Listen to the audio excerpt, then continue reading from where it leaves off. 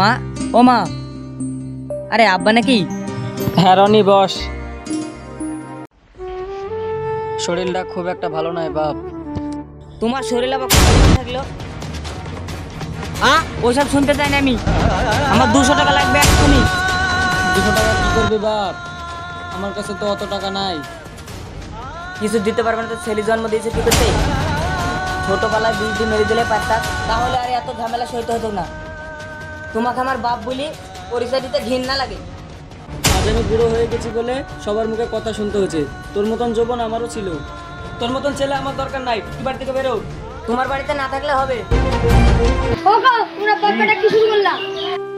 ও মধু যাইছি মধু, ও মধু শান্তা মধু। এই এত দূর আগে শুরু বাড়ি না দিছিলে কি তুমি মানুষ?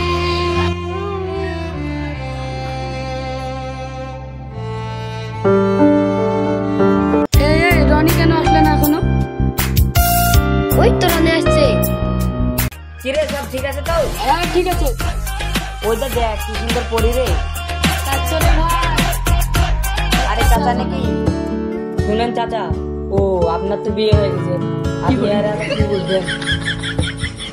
এই যুগে যদি বিয়ে করতেন তাহলে এরকম সুন্দর সুন্দর পরি দিতেন। এই তোর বাপের নাম কি রে? আমিন। সে তো নিজে খেতে পায় না। শুনেন দাদা, ফালতু কথা বলবেন না।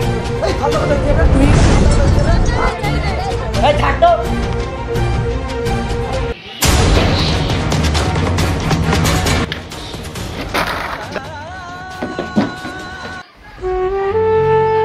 কিরে মধু কি হলো? মা, ও মা, কি হলো মানে? কি হয়নি সেটা বলো। কি গো, কি হলো গো? আচ্ছা বাবা, তোমাকে গ্রামে সম্মান দেয় না কেন?